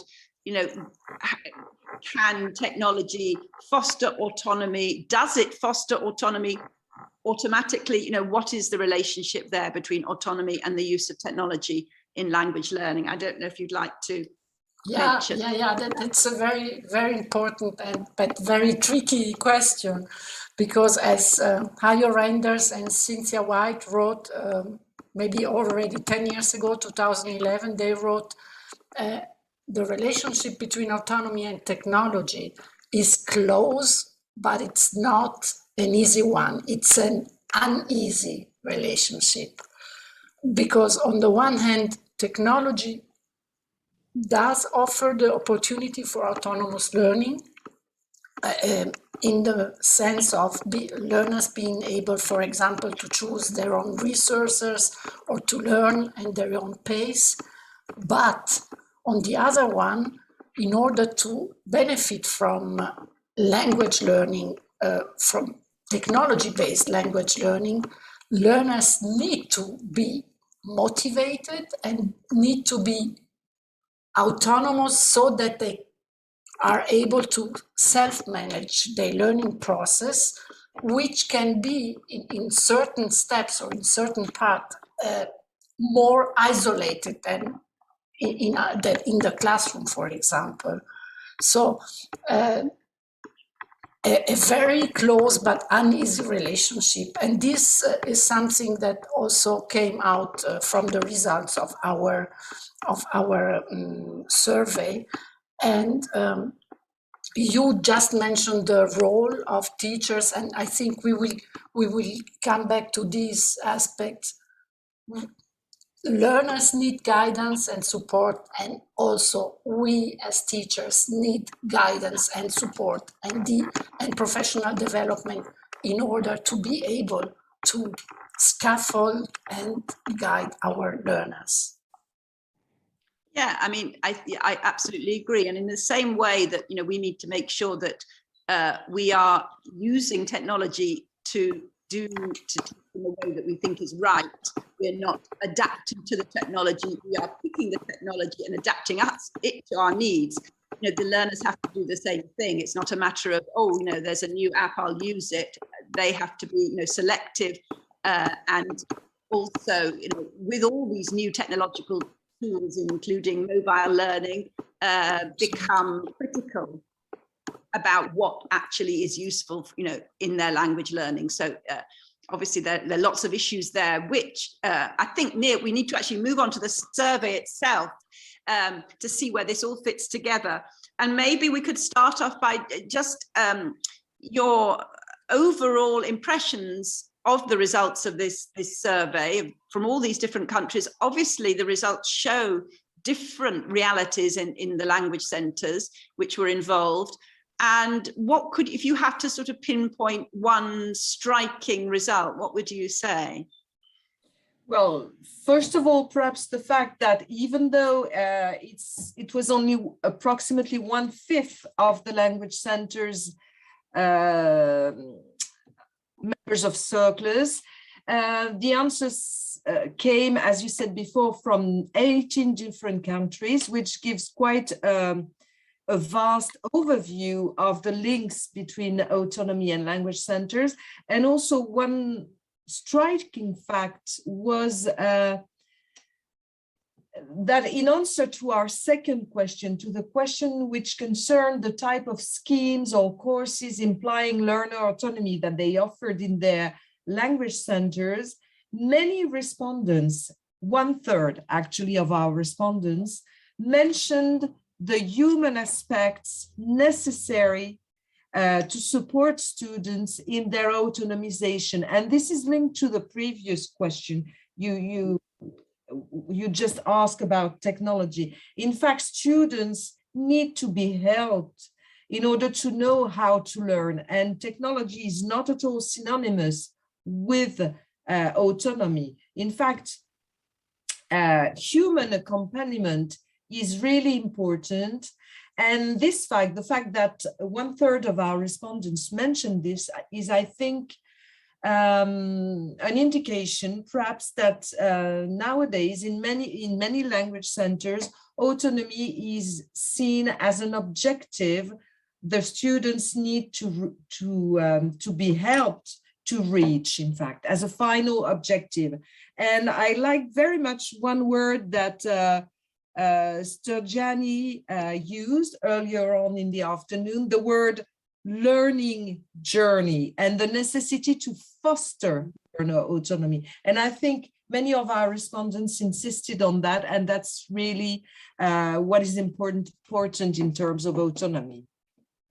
Yeah, I mean, what I thought was really interesting when you asking the respondents also for their definitions of autonomy, how it revealed that they know these language centers, people know their stuff, but not only were they able to comment on well accepted definitions of autonomy, they showed they were quite original in their thinking.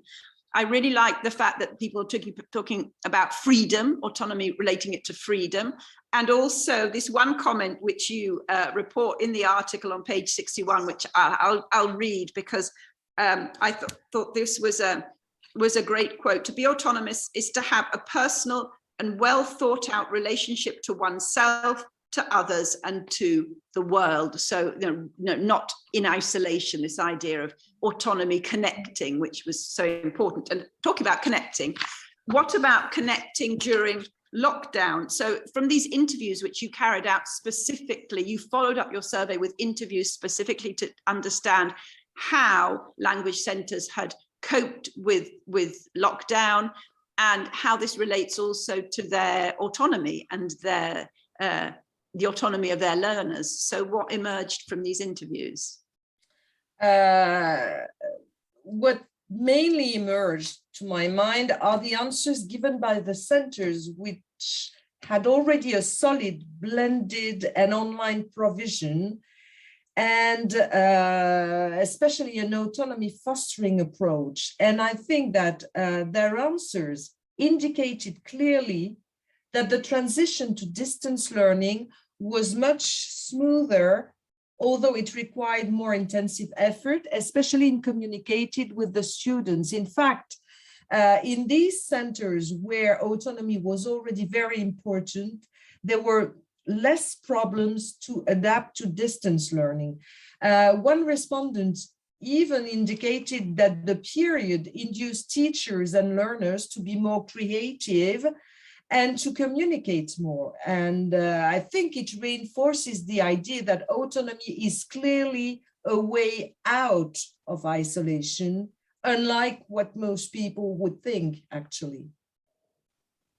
Yes, this is, I mean, this is really interesting to see how, yes, those centers, and this leads to my last question, which is really one of the reasons why we're here as well. I mean, where do we go from here? Obviously, this survey and the interviews have revealed the state of the art as regards autonomy in language centers in many countries, and how this has helped learners and also, language center staff to be less isolated.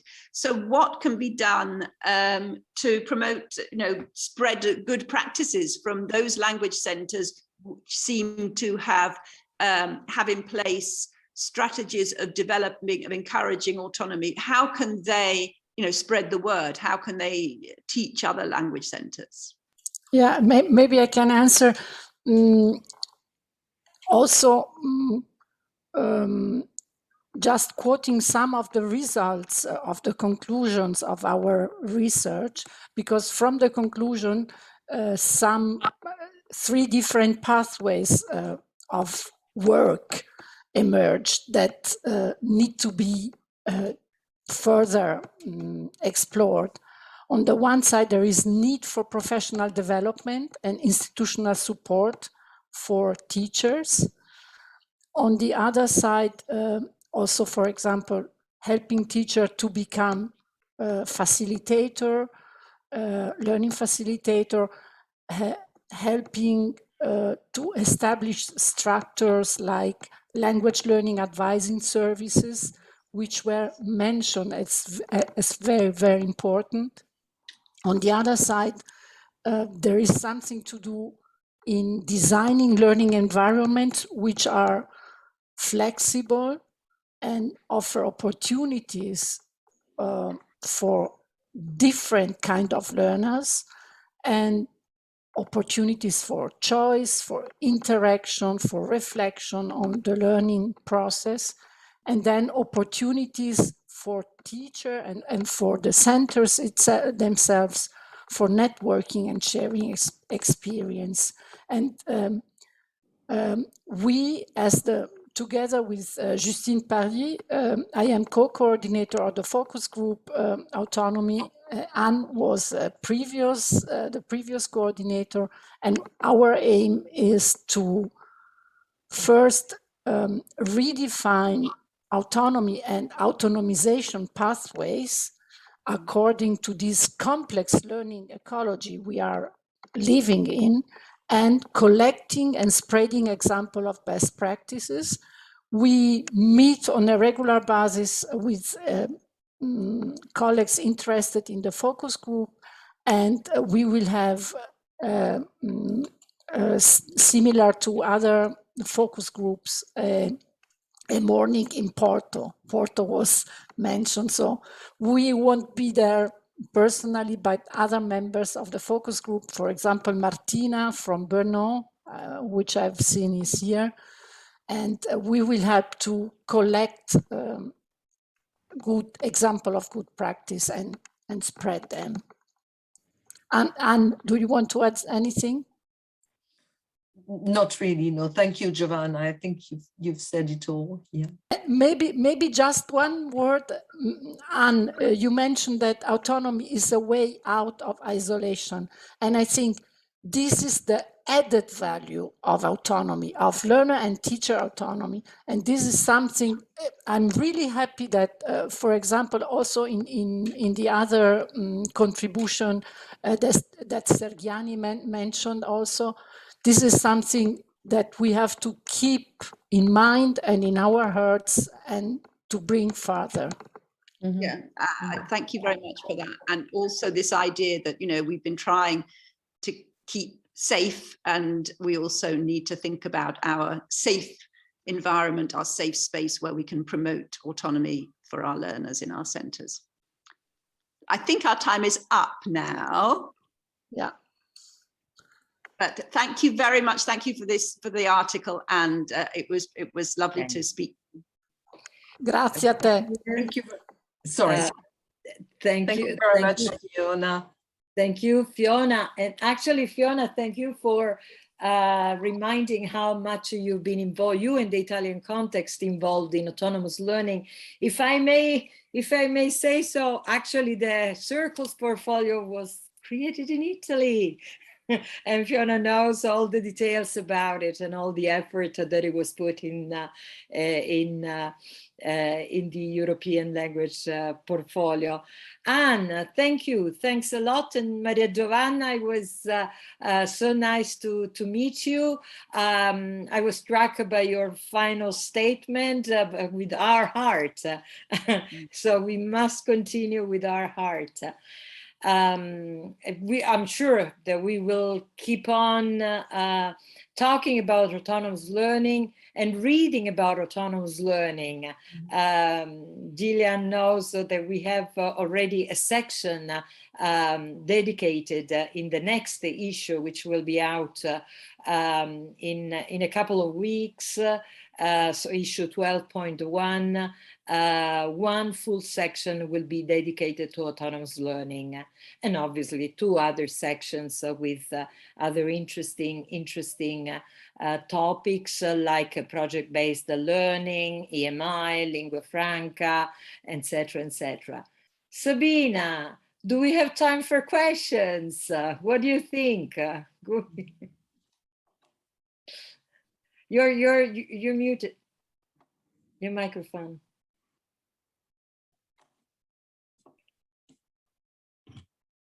Well, while Sabina gets the microphone on, I will continue telling you about the 12.1. There will be contributions from Australia, from Afghanistan, contribution from Colombia, many European countries. We will have Finland again. We get so many articles from Finland. One from Italy, and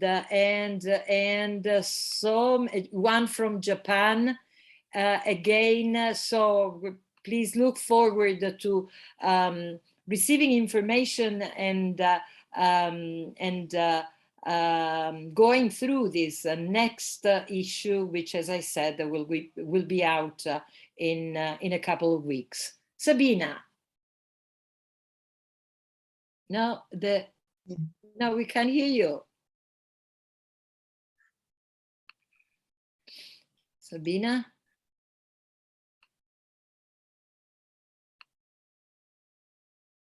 Anybody while Sabina is taking... Oh, there you are, you're back. Sorry about that. So I really want to express my very biggest thanks to all of you. It was very interesting for me to listen every single interview, every contribution. Yeah. And a big thank you also to the authors who contributed, to the interviewers who really engaged into an interesting discussion. Of course, a big thank you to Carmen and Gillian as editors-in-chief, who do a great job, an intensive job, an important job for CercleS. And I would like to thank all the participants, the audience who showed interest. Unfortunately, we do not have the time to engage in longer discussion. We can think through the format perhaps for the next webinar to have perhaps more space for discussion, but I'm sure and confident that you have a lot of you got a lot of inspiration to take home with, and some take-home messages like about autonomy, about the learning journey. We are also engaged in as CercleS as an organization, and we look forward to meeting you hopefully at next webinars or at other occasions, and of course hopefully a lot of you in Porto in September at our next CercleS conference. So thanks again, and I wish you a very nice evening, and see you next time. Thank you. Thank you, Sabina. Thank you, Sabina. As you said, yes, we're planning to have a third LLHE webinar in the fall season. So we will inform you about this third event that we're going to plan very soon. Thank you. And thank you to you, Sabina. And thank you to all. Goodbye. Bye-bye. Thank you very much. Bye.